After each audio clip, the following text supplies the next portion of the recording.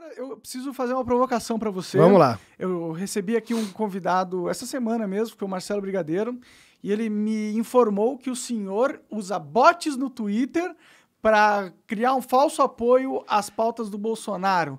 E ele falou que tinha mensagem que trocou com você, alguma coisa assim. Não, ele nunca trocou mensagem comigo. Quando você falou ali, até pensei, falei, pô, brigadeiro, será que o cara da aeronáutica? Eu me dou bem com a aeronáutica, já dei palestra lá pros caras, tá? Depois você explicou quem era.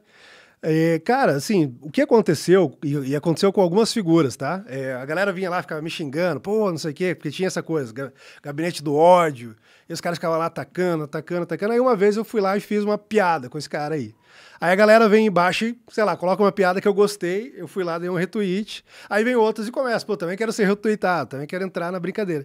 Aí uma galera fez, uma vez eu até zoei o Gentili com isso, né, que ele veio, lá, tá usando robô, aí eu coloquei uma bandeirinha assim, que era, se eu não me engano, um Pepe correndo, dando risadinha e falando alguma coisa sobre zoeira, falei, pô, um comediante reclamando de zoeiras. O nome disso aqui é copia e cola. Os caras estão copiando e colando. E a gente tava dando retweet. Aí os caras, não, isso aqui claramente é robô. E são pessoas identificáveis. Por exemplo, o antagonista fez uma matéria sobre isso depois e várias das pessoas que estavam lá vieram mandar mensagem. Eu tô aqui, tenho CPF, sou uma pessoa real. Esse meu perfil existe desde, sei lá, 2000 e tanto. E se você quiser processar o antagonista, a gente vai processar. Porque nós somos pessoas reais. E estamos aqui. A gente entrou numa brincadeira de copia e cola, zoar o cara. O cara poderia reclamar, talvez, da zoeira. Porque, sei lá, o cara pegou pesado comigo, eu zoei, veio uma galera, eu amplifiquei ali uma zoeira que os meus seguidores estavam fazendo com o cara. Uhum. Mas, não tem... Mas você concorda comigo que existem bots? Cara, existem bots, mas nada em controle com robôs. Normalmente o bot é um negócio muito tosco ainda. Você vê, você identifica. O Twitter, se eu não me engano, ele tem agora o método de identificar bots. Então tem aquele bot, sei lá, Xeolê, que vai lá, pega um negócio... Não, mas que dá pra ver que... Mas existem bots coordenáveis, né? Cara, assim, eu não tenho essa experiência. E lá, desde 2018, sei lá, se você pensar como a eleição do presidente ocorreu, ela ocorreu de forma muito orgânica, com um uso muito eficiente da internet. Ele continua tendo esse uso muito eficiente da internet. E havia ali algumas premissas que eram quase que inegociáveis. Por exemplo, a gente não... Na época, a legislação permitia, não sei se permite agora, mas a gente não impulsionava nenhuma postagem. Por quê? Porque a gente sabe que aquilo cria um vício ali no mecanismo, e na própria plataforma fala, pô, esse cara aqui é um cliente potencial, só vou dar alcance para ele quando tiver isso. Então a gente não usava nenhum desses instrumentos. O processo ali, inclusive, de postagem, etc., era uma coisa quase que artesanal, assim, de pensar, refletir, fazer uma análise do que estava, e aquilo começava a ser replicado. O que havia, e eu acho que aqui tem até a ver com aquela coisa que a gente estava falando sobre cultura do cancelamento, ostentação de virtude, tem algumas pessoas que acham que são tão maravilhosas que elas não podem ser criticadas, ou que alguém não pode discordar dela, a não ser que estejam pagando alguém para isso, ou que estejam fazendo bots, etc. E aí vem uma coisa, o presidente se elege em 2018, e não sei se você conseguiu acompanhar ou já leu alguma coisa, mas assim, foi um processo extremamente revolucionário. Ele se elege gastando menos de $1 milhão. Sabe que $1 milhão não elege um vereador em São Paulo. Sim. Não elege um vereador no Rio de Janeiro. E uma eleição para presidente da República. Era um cara que não tinha partido político. O PSL, em 2014, tinha um único deputado, que era o Bivar, que era o dono do partido. O Bolsonaro vai lá para o partido, traz uma galera já com ele, depois elege a segunda maior bancada da Câmara. Ele não tinha recursos, o PSL, por ser um partido pequeno, não tinha fundo partidário, era insignificante. Ele não cola, no primeiro momento, ali com nenhum empresário, com ninguém, não tinha ninguém ajudando ele. E ele faz um negócio que é realmente revolucionário e que ataca... A gente pensa no aspecto político, né? Pô, o cara venceu e isso ameaça o interesse político, sei lá, da esquerda, desse grupo, daquele outro. Mas tem um outro aspecto que as pessoas falam um pouco, que é o aspecto econômico. Quando você pensa em toda a economia, toda a indústria que existe de campanhas, marqueteiro, as impressoras, as agências, a publicidade, comprar tempo em televisão, comprar tempo no rádio, etc. O presidente não usou nada disso. E ao não usar nada disso, ele afetou os interesses de muita gente poderosa. Então, pô, dá aquela sacudida, os caras, o que aconteceu aqui? Como que esse cara, que veio do nada, ninguém achava, você lembra que na época os analistas políticos falavam, Bolsonaro é uma coisa passageira, depois, mesmo conforme ia chegando, não, ele tem um teto aí, ele não vai passar de 10%, depois não vai passar de 20%, não vai passar de 30%, até que ele se elegeu. Pegou todo mundo de surpresa, E aí os caras começam a querer racionalizar. E eu, assim, trabalhando como analista político, essa é uma outra coisa que eu fazia antes de entrar no governo. Por exemplo, eu tinha acertado a eleição dos Estados Unidos, a vitória do Trump em 2016, em 48 dos 50 estados. E isso depois até foi bacana que eu tive oportunidade de conversar com o Trump. Ele falou, porra, você foi o cara que mais acertou no mundo, então, porque ninguém chegou tão perto, todo mundo achava que eu não ia ganhar, os que achavam, era assim, 46, 47 e tal. Aí tinha passado por esse processo, Brexit, etc. E eu vim ali numa toada de fazer essas análises eleitorais. Quando chegou o final de 2016, a galera falou, beleza, Felipe, você está falando aí, sei lá, de eleição até no Cazaquistão.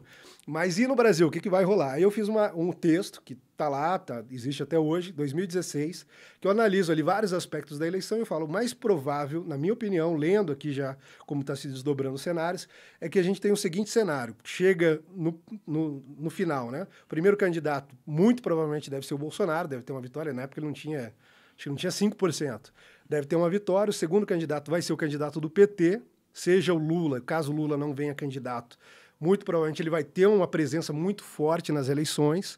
Depois eu falo o terceiro, ao contrário do que todo mundo pensava, que o Alckmin seria o vitorioso naquela eleição, eu falo, o Alckmin não vai ser nem o terceiro, ele vai ser o quarto colocado, e o terceiro vai ser provavelmente ser o Gomes. Passa ali adiante 2 anos e tanto para frente, o resultado foi exatamente esse. E uma coisa que eu fazia era ali... Não, vai avisando que eu me empolgo. Se você puder pegar uma água para mim também. Aí uma coisa que eu fazia, e a galera, está registrado no meu Twitter, eu pegava as pesquisas eleitorais, eu estudei bastante estatística também, inclusive uma das minhas especialidades é forecasting, que é justamente essas análises prospectivas, antecipar eventos futuros dentro da política, etc. Sim, sim. E uma coisa que eu tinha estudado na faculdade, foi dos meus trabalhos de conclusão de curso ali, era justamente isso, a limitação de métodos quantitativos, que usam números, uma base estatística, e a necessidade de você mesclar aquilo com métodos qualitativos, que é a análise da observação, de você ter métodos para fazer uma leitura correta da sociedade, etc. E eu fazia isso com as pesquisas. Então, eu mostrava que muitas dessas pesquisas tinham premissas embutidas que eram extremamente equivocadas. Aí, tá aqui, o cara está pressupondo que numa eleição, por exemplo, 2018 teve 30% de abstenção. Aí você pega essas pesquisas de agora, que dão o Lula com uma super vitória e tal, eles estão chutando qual vai ser o perfil demográfico do eleitorado. Pô, se teve 30% e você não tem dado de quem são os 30% que deixaram de votar, como que você vai dizer que, sei lá, o voto efetivo final vai ser de 65% de mulheres? Ou em alguns casos já vi pesquisas que baixavam lá os evangélicos para 11%, sendo que representavam 40%, e a observação nos mostra que os evangélicos tendem a participar mais do processo.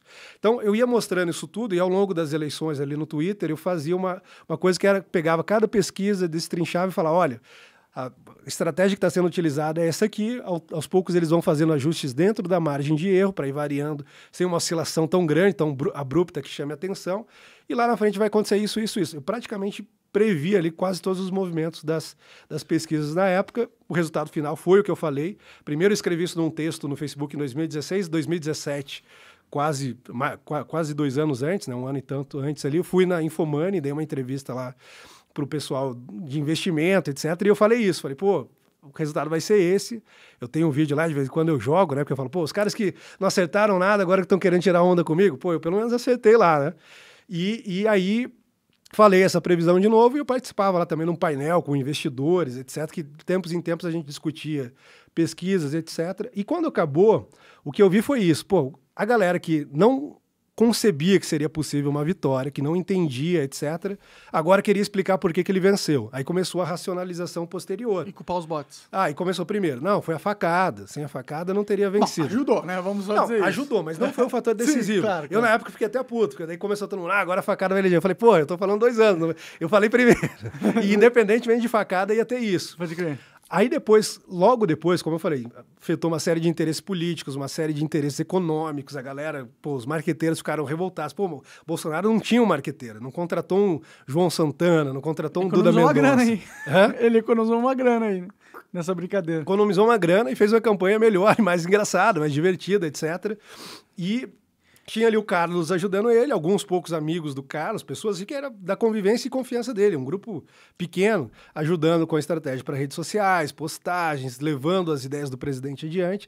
E tinha também aquele sentimento todo que já vinha desde 2013, com as manifestações, que um processo de tomada de consciência sobre política, que também tem ali um pouco a ver com a origem da direita. E aí vem esses caras, não, vamos explicar agora por que o Bolsonaro se elegeu. Aí a primeira tese, disparo em massas. Ele usou o WhatsApp para fazer disparo em massa. Beleza, vai lá, o Tribunal Superior Eleitoral abre um processo sobre isso, começa a fazer uma investigação. Vai, investiga, revira, vê, tal, busca evidências, coloca a Polícia Federal, etc.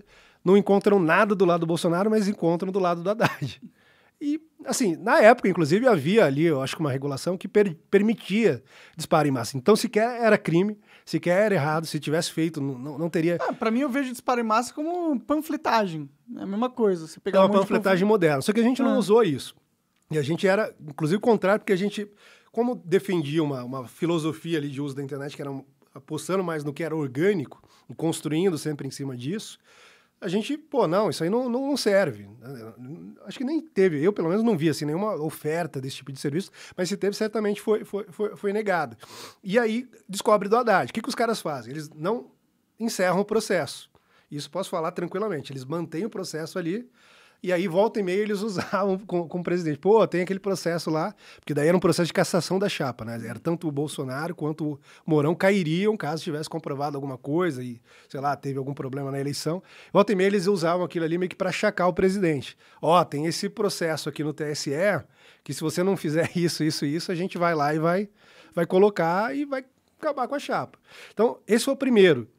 E aí, de novo, você tem vários desdobramentos disso. Os caras não entenderam como se deu aquele processo e começam a criar várias teorias. Segunda teoria, fake news. E aí eles começam a tentar teorizar e copiar muito descaradamente o que aconteceu nos Estados Unidos. Não, porque quem venceu a eleição americana foi o uso de fake news pelo Trump. Aí eles pegam aquela coisa da Cambridge Analytica, que era uma empresa que, de fato, lá nos Estados Unidos foi contratada e que trazia uma inteligência para o governo americano direcionar as propagandas. Só que aí não foi uma campanha de 1 milhão, foi uma campanha mais cara, mais barata do que normalmente uma campanha nos Estados Unidos, mas ainda assim uma campanha milionária, com o Trump tendo muito recurso. O Partido Republicano é efetivamente um dos 2 maiores partidos nos Estados Unidos. A gente não. A gente era o PSL, patinho feio, sem qualquer apoio de grandes empresários ou qualquer coisa do tipo. O presidente ali na raça com os apoiadores, a galera indo pra rua, etc. Eles fazem isso e daí começam a replicar isso. Aí surge CPMI das fake news, você lembra disso? A CPMI das fake news foi ali 2019 ainda. Eles falam, não, agora a gente vai começar a investigar aqui as fake news. Eles começam a fazer as audiências, como teve nessa da Covid, que ficou mais famosa, né? Começam a fazer as audiências, levam lá uma galera, aí eles levam o Alan dos Santos. O Alan vai lá e dá um show nos caras, porque, sei lá, o relator não entendia nada de internet. O cara ia falar de WhatsApp, mas ele não sabia nem como funcionava, não sabia, nem fazer os sticks. O básico. Aí, sei lá, a relatora não sabia disso, o presidente não sabia daquilo. E como era uma CPMI, que é uma CPI mista, né? Deputados, senadores. Você tinha presença também de deputados que apoiavam o governo. Então os caras iam lá, davam, aconteceu isso, tal, os caras não conseguiram avançar. Falaram, não, deixa essa coisa de lado. Eu, inclusive, fui convocado 3 ou 4 vezes para a CPMI. Aí sempre surgia um burburinho. Se a gente trazer esse cara, a gente vai dar palanque para ele vai vir aqui, vai ter os videozinhos recortados depois dele imitando para cima de nós, então não vamos trazer. Não levaram.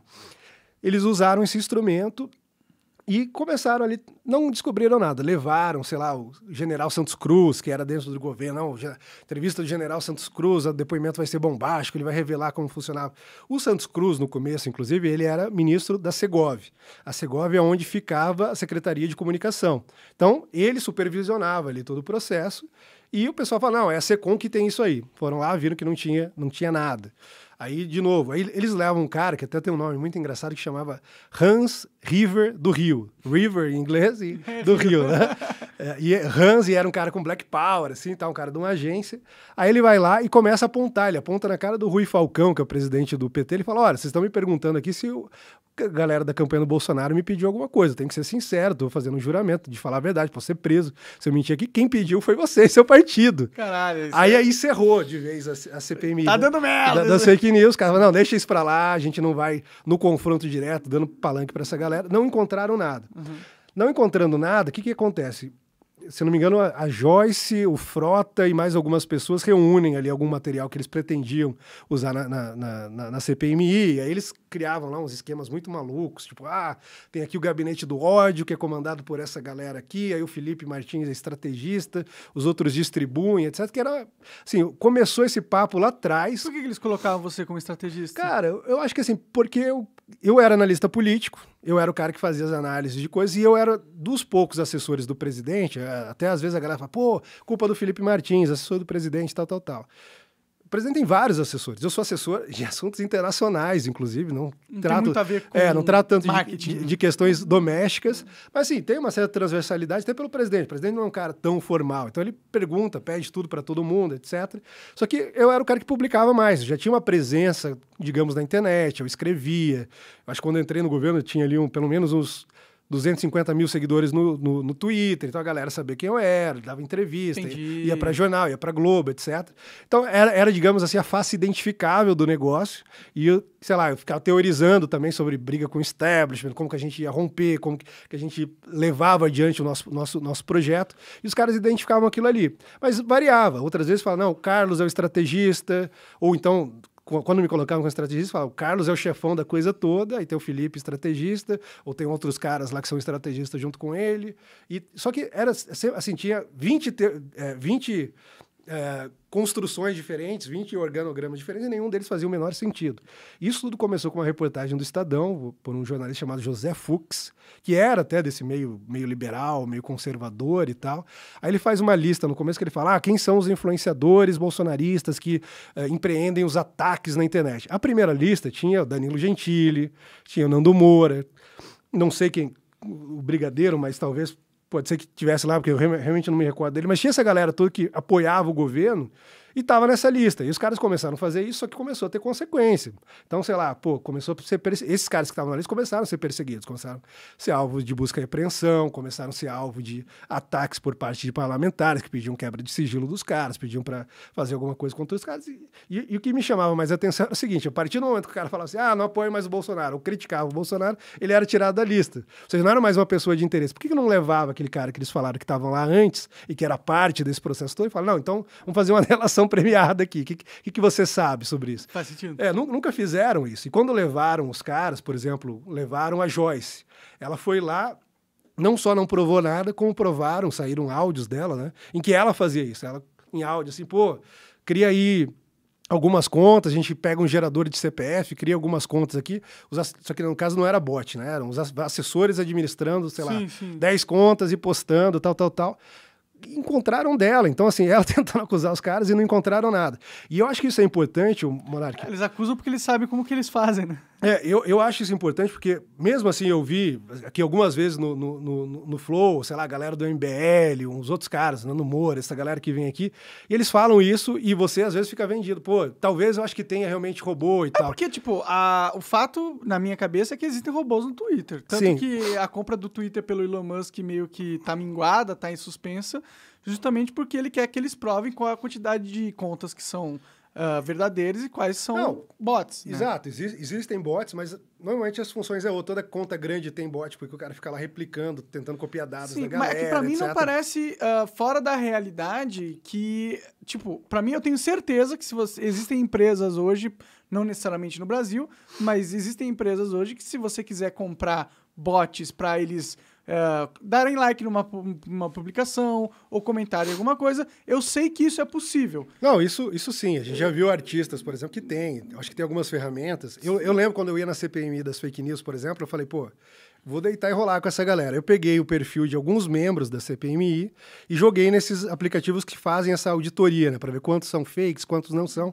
O meu era uma coisa assim, 1% dos seguidores de 400 e tantos mil são fakes.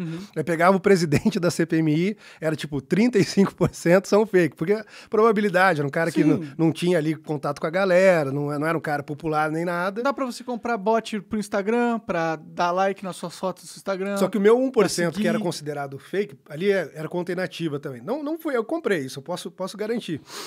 E aí o que eu falo, o seguinte, Se eu fosse um inimigo político seu, eu comprava uns bots pra caralho. Jogava na sua conta, e depois tá lá. Fazia a pesquisa lá. Esse cara mas daí o cara tem que achar... se eu dei ideia aí pros caras. Não, mas daí o cara tem que achar o recibo, tem que ver. Pô, quebraram o meu sigilo, reviraram a minha vida. Depois eu conto um pouco sobre isso até. Mas aí, o que eu vejo? Às vezes eu vejo você, pô, não, tá, os caras têm robô. E às vezes até entra na afirmação de falar, realmente tem robô. É porque, ó, deixa eu me defender aqui. Total abertura. Eu não confio em político. Entendo, perfeitamente. E eu acho que se o político tiver uma ferramenta que pode dar uma vantagem pra ele, mesmo que essa ferramenta não seja moralmente da hora, ele vai se fazer usufruto dessa coisa. Eu sei que existe essa ferramenta. Sim. Então, pra mim, a probabilidade que o governo Bolsonaro, ou o Haddad, ou o Lula, ou todo mundo, os Calera 4, usem esse tipo de ferramenta é muito alta. Sim. Portanto, quando alguém vem e fala, eu sei, eu vi, eu falo assim, ó, não duvido nem um pouco. É bem provável que isso aconteça. Não, o que eu falo, assim, de afirmar peremptoriamente. E aí o que eu falo, pô, legal, premissa bacana, não devemos confiar em políticos.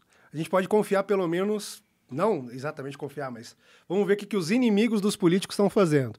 E aí por isso que eu estou contando essa história. Teve lá atrás o processo no TSE, depois teve CPMI, depois tiveram vários outros inquéritos e nunca foi encontrada uma única evidência. Nunca foi encontrada uma única evidência. Sei lá, no Jornal Nacional, por exemplo, a única evidência que eles pegaram que existia um gabinete do ódio, existe lá um cara que é o Bernardo Kister, não sei se você conhece.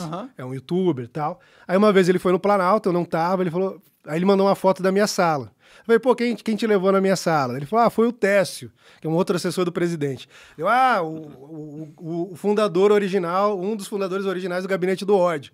Porque acusavam ele, a imprensa acusava ele, acusava a mim, e eu fiz uma piada com aquilo. Aí os caras botam lá no Jornal Nacional, depois de fazer uma busca e apreensão na casa do Bernardo, essa conversa, fala, está comprovado e tal, os caras rindo daquilo ali e tal, pegam uma piada e fingem que aquilo é evidência. Esse foi o máximo que eles conseguiram chegar, nunca provaram nenhuma, mesmo conversando com a galera que estava no governo e saiu, mesmo conversando com pessoas que eram apoiadores e depois romperam com o governo, quebrando o sigilo. Nunca teve assim um recibo, tipo, comprou isso, comprou aquilo, ou sei lá, está recebendo grana para defender o governo, ou então, sei lá, adquiriu um certo serviço. E foi extremamente destrinchado. E aí por que eu falo dos inimigos? Você pensa o caso do governo Bolsonaro. Pô, você tem inimizade com boa parte do Congresso, tem inimizade com o STF, da parte deles com o governo não tem inimizade com eles, mas tem sido perseguido, tem inimizade com a Globo se coloca claramente como adversário do governo e da imprensa como um todo, Folha de São Paulo, Estadão, e esses caras todos revirando a nossa vida, inclusive com quebra de sigilo, no meu caso, pô,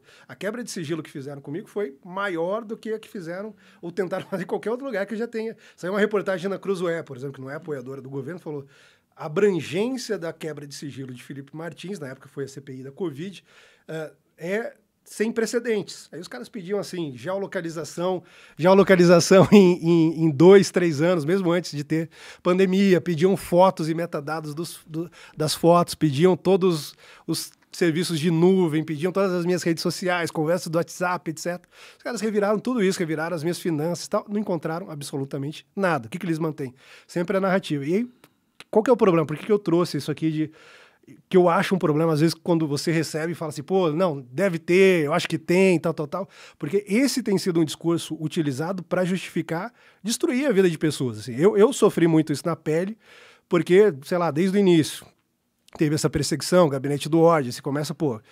A mídia começa a falar disso e pra gente, pô, virou motivo de piada, mas às vezes os caras começam a falar como se nós fôssemos criminosos. As pessoas estão atacando a democracia, estão destruindo isso, e aí chega na nossa família. Tem realmente um processo aí de assassinato de reputação. E aí, beleza, essa é uma etapa, já é ruim, mas piora. Aí, com base nisso, os caras vão lá e justificam os inquéritos do STF. Que são ilegais. Aí você pega inquéritos que são abertos de ofício, num primeiro momento, sem a participação da Polícia Federal ou do Ministério Público, ou seja, sem qualquer autoridade investigativa, o próprio STF conduzindo a investigação, o próprio STF... Sendo a vítima? Sendo a vítima, sendo juiz, sendo acusador, cumprindo ali... perseguindo, inclusive, crimes que não existem. Lá, não, existe uma associação. Que, peraí, a Constituição diz lá no capítulo 5, que é cláusula pétrea, inclusive, que você tem livre associação. Eu posso me associar com uma pessoa, fundar um grupo, posso fazer isso, tal. A única coisa... Por que o Bolsonaro nunca... Você acaba de assistir um corte do Monarch Talks. Agradeço demais, mas se você quiser ver o vídeo na íntegra e acompanhar ao vivo todas as transmissões, você tem que ir lá no rumble.com/monark para não perder nada. Segue a gente lá.